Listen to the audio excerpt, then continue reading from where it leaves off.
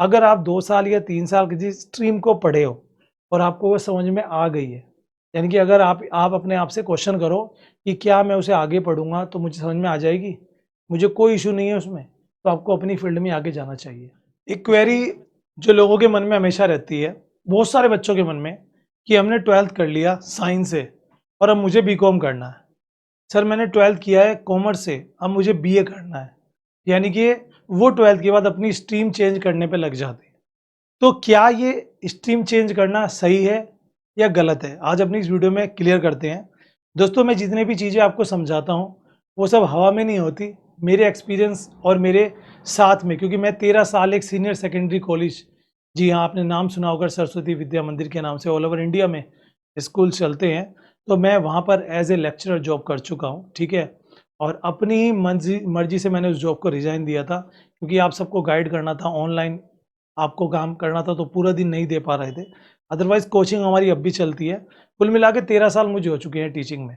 और वो जो एक्सपीरियंस है, वो मैं हमेशा से शेयर करता हूँ, क्योंकि स्टार्टिंग से मेरी आदत है कंसल्ट करने की लोगों को, और वो फ्री ऑफ कॉस्ट होता है।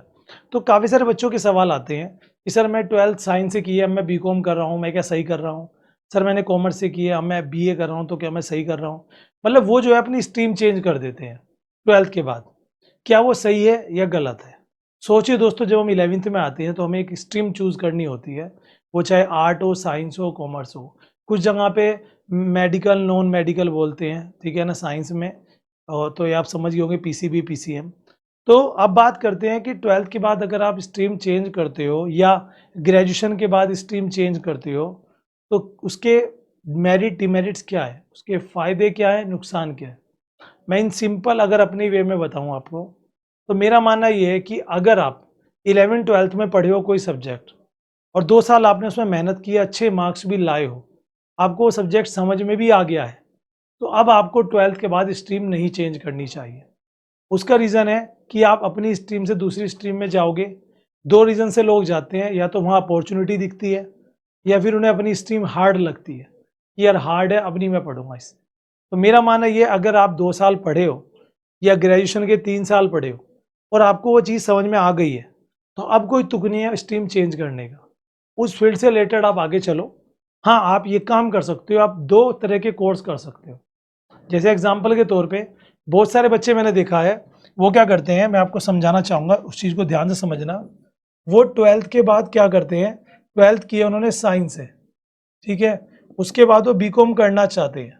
तो मैं कहता हूँ बीकॉम मत करो, आप बीएससी करो। प्लस आपको अगर कॉमर्स का समझना है तो कोई डिप्लोमा कर लो। जैसे आपको पता है कि एडीएफए के नाम से आता है, जिसे advance diploma of financial accounting कहते हैं।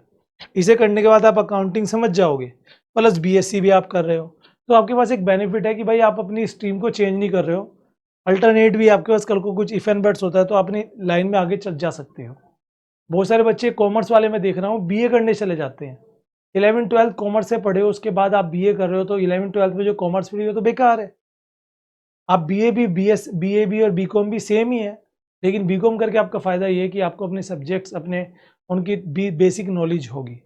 तो इन ऑल ओवर ज़्यादा लंबी वीडियो नहीं करते। इन शॉर्ट अगर मैं बात करूँ, अगर आप 2 साल या 3 साल किसी स्ट्रीम को पढ़े हो और आपको वो समझ में आ गई है, यानी कि अगर आप अपने आप से क्वेश्चन करो कि क्या मैं उसे आगे पढ़ूँगा तो मुझे समझ में आ जाएगी?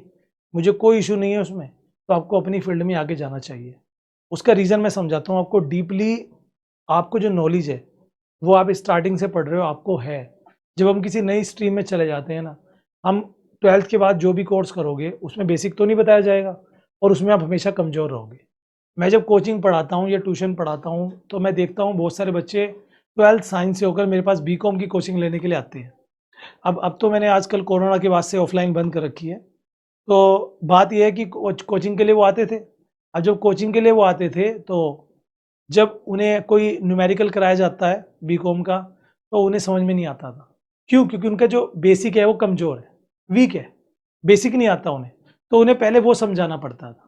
अदरवाइज़ या तो वो रट्टाफिकेशन करते थे। मान लीजिए मैंने बोर्ड पे कोई क्वेश्चन कराया अच्छा खासा न्यूमेरिकल, तो जिन बच्चों ने 11th-12th में कॉमर्स पढ़ रखी थी वो तो समझ जाते थे, लेकिन जो साइंस के स्टूडेंट्स हैं वो नहीं समझ पाते थे।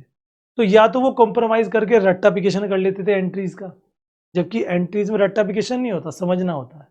तो अब आप समझ गए होंगे मैं क्या कहना चाहता हूँ, ज़्यादा लंबी नहीं करता वीडियो को। ऑल सोल बताना चाहता हूँ, अगर आप अपने सब्जेक्ट्स, अपनी स्ट्रीम को समझ चुके हो, अब उसे मत छोड़ो, क्योंकि आगे जाके जिस स्ट्रीम को आप ले रहे हो, उसका भी बेसिक आपका कमज़ोर रहेगा और जो बेसिक आपने अपनी स्ट्रीम का समझा है, वो आपका बेकार रहेगा। तो ये है इन रिपोर्ट। लेकिन हाँ, अगर आप अपनी जो आपने 2 साल, 3 साल पढ़ाई किया किसी स्ट्रीम की और वो आपको समझ में नहीं आया, ऐसे गया सिर के ऊपर से और लगा भी कि यार अब तो मुझे नहीं मज़ा आ रहा इसमें, तो चेंज कर दो। क्योंकि आपको जब कुछ समझ में नहीं आया तो अब आगे क्या करोगे? होगे माँ-बाप के पैसे खराब करोगे। इससे अच्छा है you have to be change the stream right now. Thank you very much. Please share this video, क्योंकि इस तरह की वीडियो आपके लिए भी है और आपके साथियों के लिए भी है। तो जय हिंद में जारी।